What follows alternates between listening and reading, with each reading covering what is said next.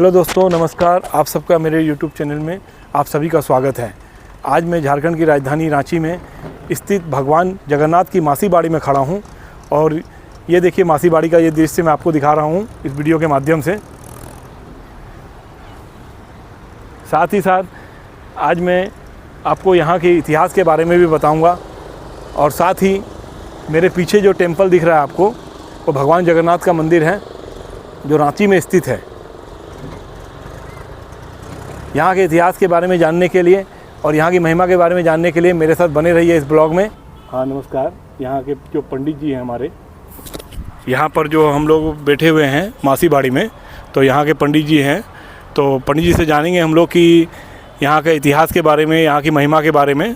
हम लोग मासी बाड़ी में बैठे हुए हैं तो पंडित जी से रूबरू कराते हैं। पंडित जी आपको बताएंगे कि यहाँ के बारे में। और मौसी बाड़ी जगन्नाथ जी का मौसी बाड़ी है। मौसी का घर इसका मतलब होता है जी। तो पूरी में गुंडीचा रानी अपना गढ़ में बनवाई है, तो उसी का नकल यहाँ भी हुआ है। अच्छा। अपना गढ़ में बनवाई है कि इतना दिन आके यहाँ रुकेंगे रथ यात्रा में और वापस जाएंगे। वो द्वितीया को, आषाढ़ द्वितीया में आते हैं और फिर एकादशी को वापस जाते हैं। अच्छा।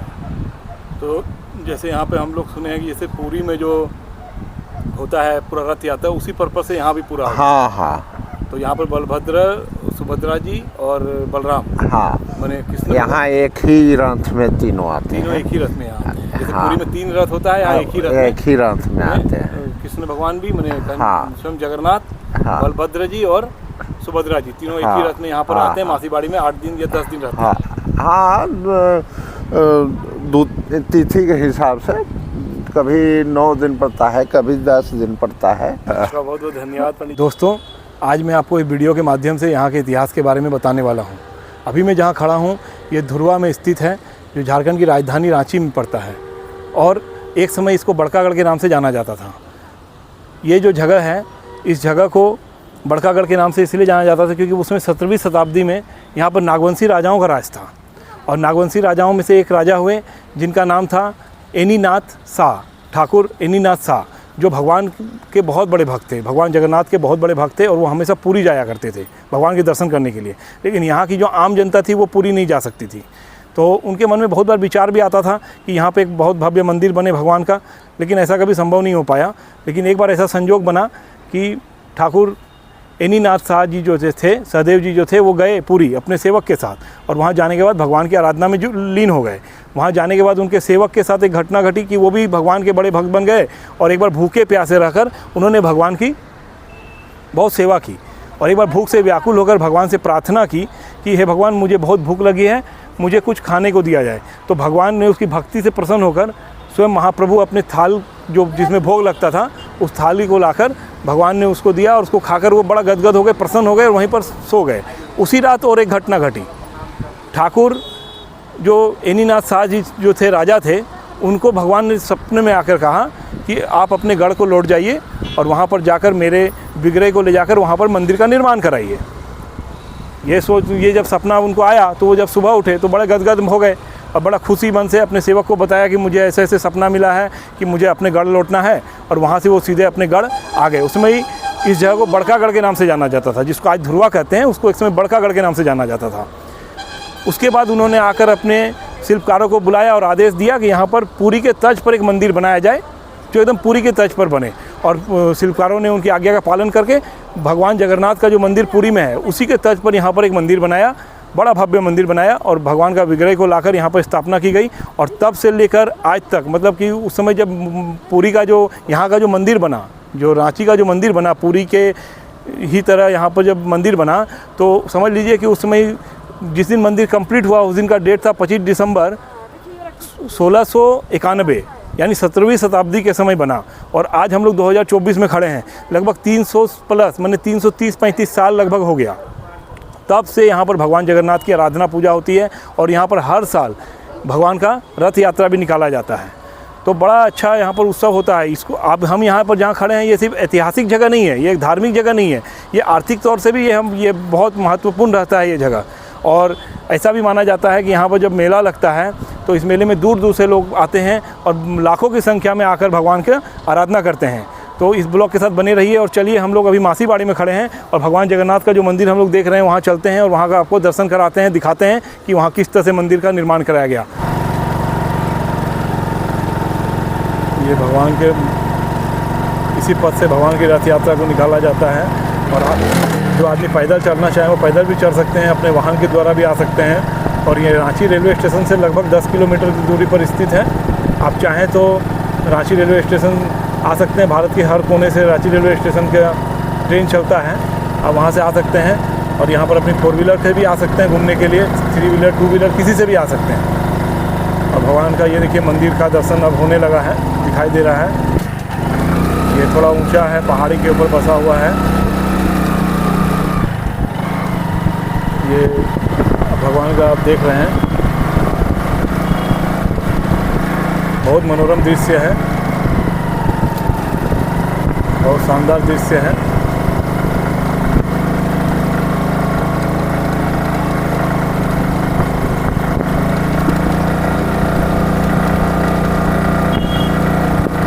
हम पहुंच गए हैं भगवान जगन्नाथ के मंदिर में।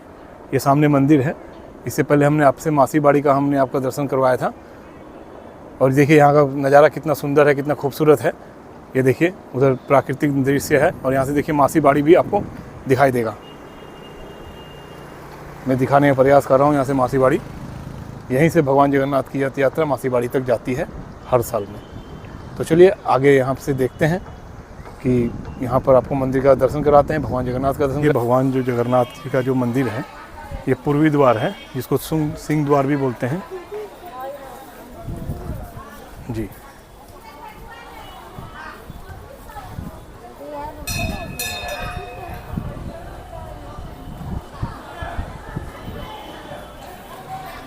जैसे ही हम सिंह द्वार में घुसेंगे, अंदर की तरफ आएंगे, तो सबसे पहले भगवान भोलेनाथ का दर्शन होगा।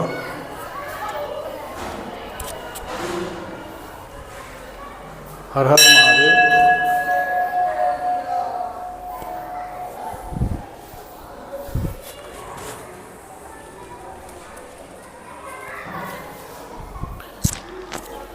बाबा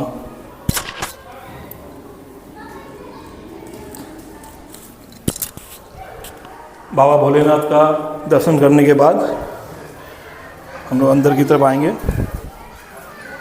तो आइए देखते हैं। ये प्रांगण है, भगवान जगन्नाथ के मंदिर का प्रांगण है। ये देखिए ये उत्तर द्वार है, इसको उत्तर द्वार कहते हैं। यहाँ पर आप अपनी गाड़ी वगैरह के साथ भी आ सकते हैं। ये देखिए यहाँ का दृश्य, यहाँ पे बहुत अच्छे खासे लोग आते हैं। यहाँ का मनोरम दृश्य है। ये भक्तगण बैठे हुए हैं, विश्राम कर रहे हैं मंदिर में।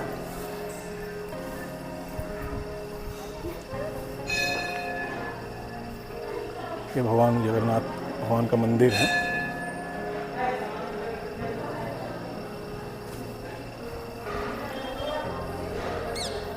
पश्चिम द्वार की तरफ, ये पश्चिम द्वार है, ठीक है। हम लोग को कोई फरगीदार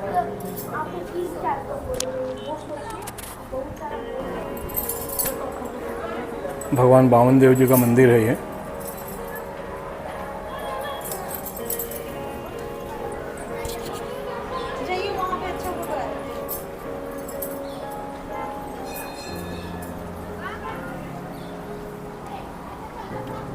ये जो मंदिर की आप शिल्पकारी देख रहे हैं, ये उड़ीसा के तर्ज पर बनाई गई मंदिर की शिल्पकारी है। एकदम उड़ीसा में जो मंदिर है, उड़ीसा में जो शिल्पकारी का यूज होता है, उसी शिल्पकारी से इस मंदिर को बनाया गया है। बहुत ही भव्य और बहुत ही सुंदर है।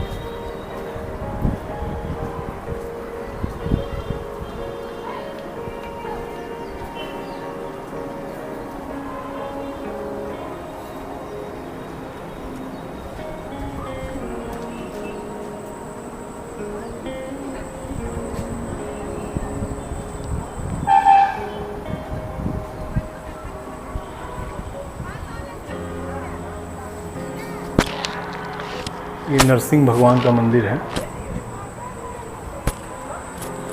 बड़ा ही भव्य, बड़ा ही सुंदर मंदिर है।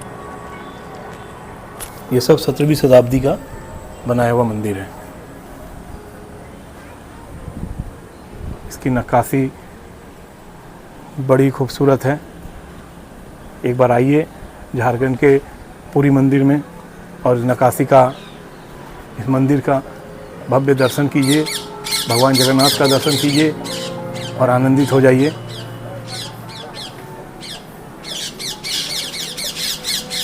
ये प्राकृतिक दृश्य बहुत सुंदर है। यहाँ से पहाड़ के ऊपर से चारों तरफ जंगल दिखता है।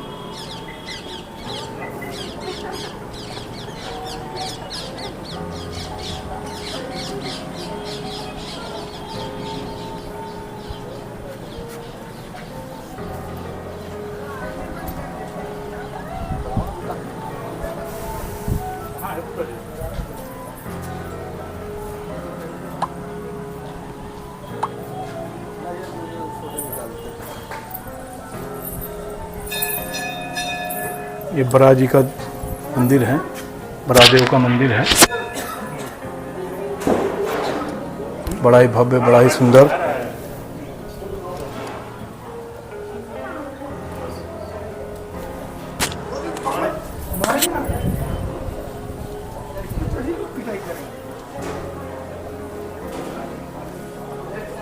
ये सीढ़ी से हम लोग उतर रहे हैं।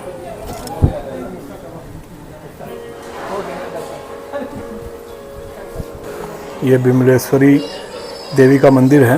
कहते हैं कि पहले बिमलेश्वरी मंदिर में भोग लगाया जाता है, उसके बाद भगवान जगन्नाथ जी को भोग लगाया जाता है। यहाँ पर हवन कुंड है।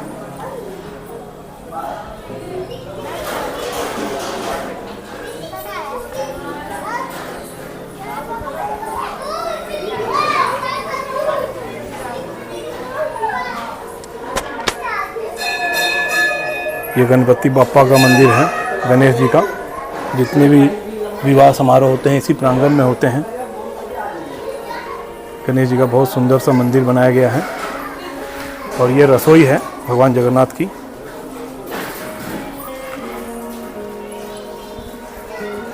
ये देखिए, ये रसोई है, यहाँ पर भोग बनता है भगवान का। ये दक्षिण द्वार है, मंदिर का दक्षिण द्वार है। और ठीक दक्षिण द्वार के बगल में विष्णु पादुका, कृष्ण भगवान की पादुका रखी गई है।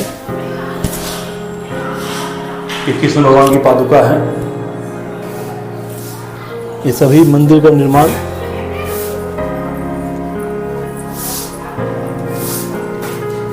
सत्रहवीं शताब्दी में ही कराया गया था।